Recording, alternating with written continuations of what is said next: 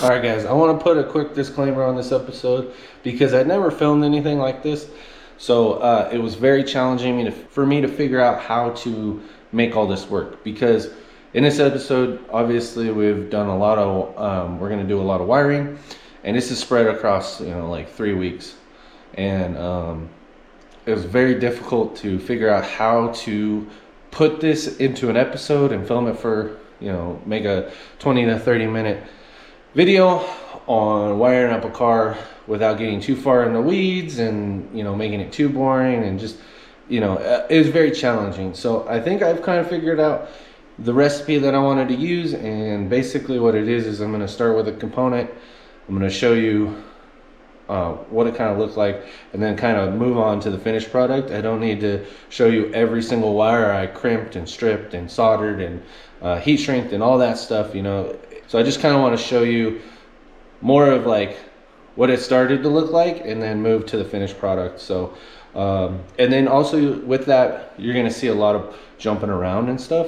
If you're interested in learning more about wiring, there's plenty of stuff on the internet. I have some live streams that are on my channel.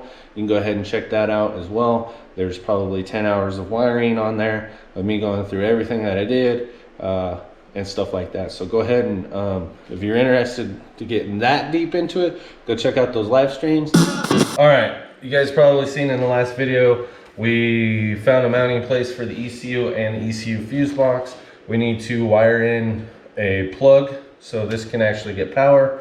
And then we also need to do the starter signal wire to kick on the starter when the ignition comes on, or the start button comes on, and also the gauge inputs for the water temperature and fuel pressure, or oil pressure. So we're gonna have to sneak those in through the harness and all that. So let's figure out what we need to do for that. So one of the things I got to do is make sure that these are the same length. So, all right, so we're gonna be using some Deutsch connectors. Finally learned how to pronounce that word. I don't have very much experience with the Deutsch connectors. I've used weather packs a lot in the past. It's going to be a learning experience for me as well. And pull all this stuff out. I'm confused. Pretty sure this is the male side. Oh, okay. Duh. Hopefully you guys can see. It makes a pretty nice crimp and fairly easy to make. So we just slide this in, pin 1, then you just slide that sucker in there till you hear it click, and we're good to go. So that first one is done. All right, here's the finished product on the one side of the plug. You can see down in there all the pins and all that. Yeah, and all I got to do is finish rewrapping the harness, and then the engine harness is about done. So, all right, so finished up putting electrical tape back on the harness so we could sneak those wires through. These two leads for the water temperature sensor and the oil pressure sensor, we loomed them. Did shrink wrap on the ends and stuff like that. We just need to put connectors on, and then we should be done. So I kind of want to explain to you what we're doing with the coolant temperature sensor and the oil pressure sensor. And so it'd be easier for me to explain it on this engine that's currently out. So your oil filter housing's over here, and there's a port on it for a I believe like an oil pressure sending unit or oil temperature sending unit or something like that. So that's what I've been using, and I don't really like the placement of it because it's like near the exhaust, and there's a lot of heat in this area, and it tends to fray the wires. And if I could keep the wires as short as possible, that's best. So what I ended up doing is buying an adapter that actually fits in the stock location. So this is where I'm going to put the oil pressure sending unit right here, and that's why we wired it up to reflect that. Currently, I have my temperature sensor on a plate that spaces out the car water pump to the truck configuration, because I don't have a LS1 crank pulley. I still run the 5.3, which requires you to run spacer plates on the water pump. The other thing is there's like a port on it, so I've been using that to sense temperature. And with the LS's, there's a port on this head right here. This is where the computer will read the temperature through this sensor. So you want to leave this one in no matter what. The ECU needs to get that to actually create the best fuel map for you based on your temperature and stuff like that. But these heads are interchangeable, so this port is on the back side. I would wheel it out for you, but you kind of get the point. And so that's why we wired it up the way we did. All right, so the other thing I got to do is I got to wire up some plugs to these relays for the starter, fuel pump, main fan, headlight, and rear fan. So we're gonna be wiring this up the same way every time. So we're gonna pretty much, so that way all these are interchangeable. So that way during like troubleshooting on the car or whatever, if I'm running into an electrical problem, I can unplug a relay and plug it into the next one. And then basically just a quick way of identifying which relay, or if the relay is bad. And then I might even wire in some extra ones and attach them, so that way like if one relay is bad, I can just unplug from one and then plug into another, and then I'm back on the track again. So let's start with and these all just kind of like slide in to make them kind of modular. So that's really nice. You know, this is what it kind of looked like before, and now we're nice and tidy.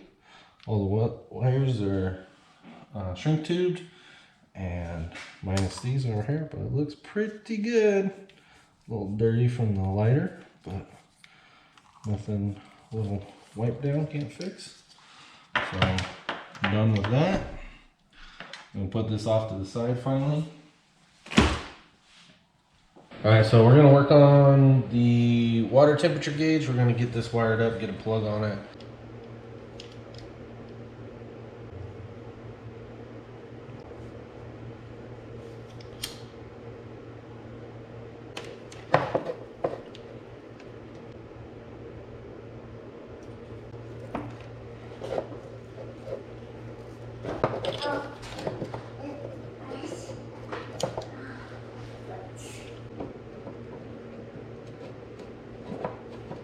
All right, so here's the final product with both gauges. I ended up going to pick up the oil pressure gauge.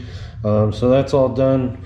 Loomed, shrink tubed, wedge connector, ground strap. Everything's good there. Pretty happy with how this all came out. It's very satisfying actually being able to get this stuff exactly the way you want it. You know what I mean? Could be done a little bit better, but I think the results are pretty good. So I'm happy with it. All right, so the next thing that I need to do is I need to start mounting the fuse boxes and everything where they go, so that way I can accurately route all the wiring. So I got to put the fuse box there, and then over there I got to mount the ECU.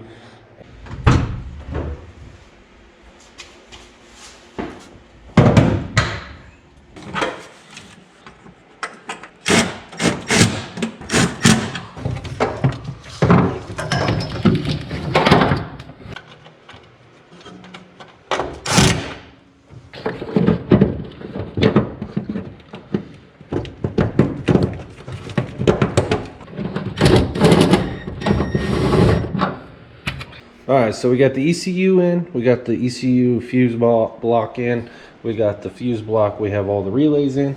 So the next thing that I'm going to do is I'm going to focus on what gives the ECU power. So there's two wires in there. It's very simple. We're going to run that circuit, and then we're going to move on to the next circuit, and so on and so forth, just to make it really easy and not overwhelm my brain. All right, so this is where we're at. It's very time consuming to film all this, so I got all this loomed. The shrink wrap's just on there. I haven't heated it up and shrunk it down because some of this is not permanent yet. I'd like to leave a little bit of room so I don't have to cut that stuff off. There's a mistake. That'll probably be the last thing I do is shrink all that down. But I think it's coming out pretty good. I mean, that's what it's looking like. So far so good. Wired into the ECU right there. Going over to the gauge over here. So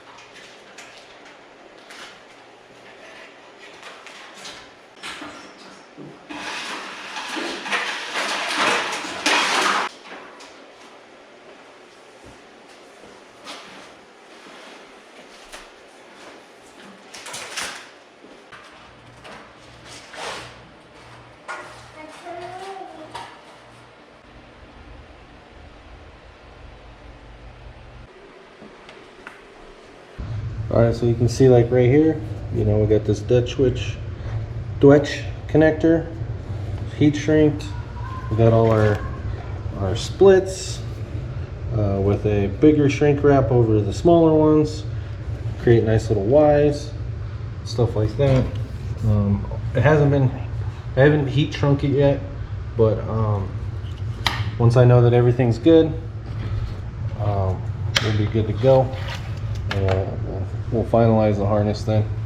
But alright, so after pretty much a couple hours, we got the front section of the wiring harness pretty much complete, minus the plugs for where it attaches, like on the fans and the lights and stuff like that. But what we're gonna do right now is we're gonna test fit it on, make sure that I have enough links. I double checked it, but let's see how everything fits in there now. Alright, so I routed the harness that goes up and feeds power to this light right through this hole. Drilled it out, and I'm gonna put a rubber grommet in there so there's no chafing. It's gonna sit up like this and kind of follow this unibody structure. Pops into this hole, which allows it to come out right here. Feeds power to this light. We got our Dutch connector right there, and then this harness wraps up, goes through here, comes out here, and then plugs directly into the fan via another Dutch connector. The same thing on this side. Runs underneath the cowl on the inside of the car. Pops up, or actually comes out the same hole on this side right here. Runs parallel, or right underneath the fender right here. Then comes out here. And here is another Dutch connector with a ground. So everything's good right there. All those are ran. Then we integrated everything into one single harness, going this way to the back, over here to this fuse block. I still need to shrink wrap some of this, and then all these wires attach to the fuse block to their respective fuse and all that stuff and terminal. The relays here are all situated. They need some shrink tubing here, but all this will need some shrink wrapping. We'll finish that up here soon. Then we got the rear part of the harness comes up over here. There's the fuel pump right there. We have this harness going off to the rear fans right here, and that's all good. That's working. Show you that later once I get everything done. Wired up the taillight harness right there. Still waiting on the other side. I don't have the sockets and all that stuff that's needed to complete that. And this will tie into the harness right here via, you guessed it, another Dwedge connector. And then we'll finish out the rear section of this harness, and then after that everything's pretty much done. So we're getting very close to the end of this. I'm super happy. So the last thing we probably need to do is hook everything up on the engine, make sure the intake manifold's bolted down because it's not right now. Then we're gonna fire up, make sure this thing runs and everything's working the way it should. We'll move on to that and we'll start getting this prepped, get it started up for the first time in like a month. We'll make sure everything's good to go.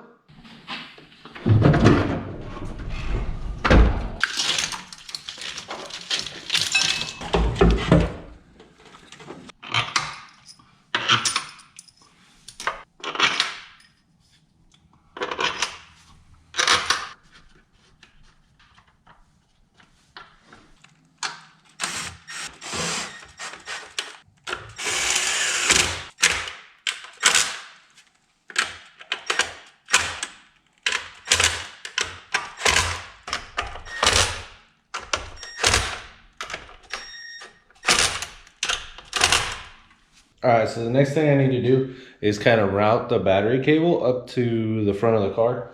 So let me kind of show you guys what I have in mind. Pretty much the battery sits in this tray over here. So what I'm gonna do is route the battery cable through like this hole down to here, all right? I'm gonna use, I don't know what this thing is called. I've been using it for years, but it's like a bulkhead, so it's like a pass-through. So basically you could put it into a hole like this and it's insulated, and you can run your positive battery cable through it and not really worry about it like chafing or anything. They're like $9. They're pretty dope. All-Star Performance makes them. So what I'm gonna do is drill a hole and then put this in there. Maybe I'll put it there, but yeah, I'll put it like right there. And then I'll run the battery cable down to it, or maybe out of here down to it. And then basically the frame rail is like right here.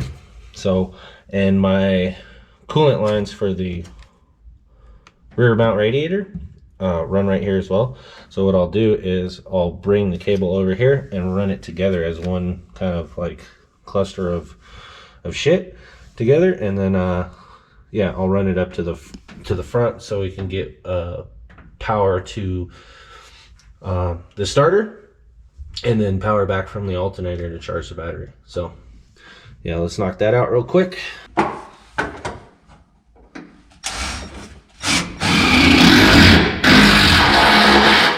I love these hex drive drill bits, man. They're awesome and convenient.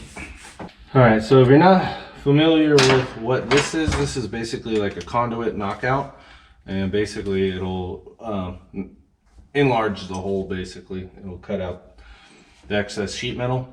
Obviously it's not the right size for what I'm doing, but it'll get us pretty far as the size of the hole that we need to make. Next we'll use like a step bit or something like that. But so we're gonna use a step bit. The reason I use the knockout before I use the step bit is because on this bit I have a dead spot. So once it gets to a certain part, it is a pain in the butt to basically get it past that point. But once we're past it, we're good to go.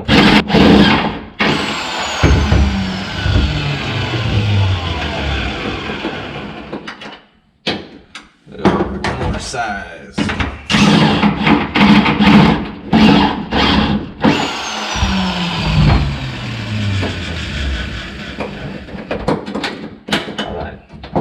A little bit more.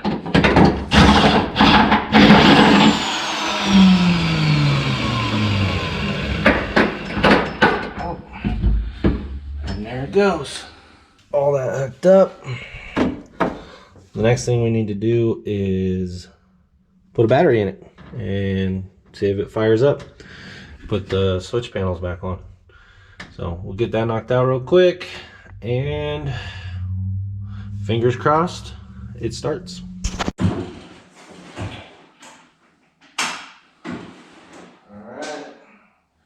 truth.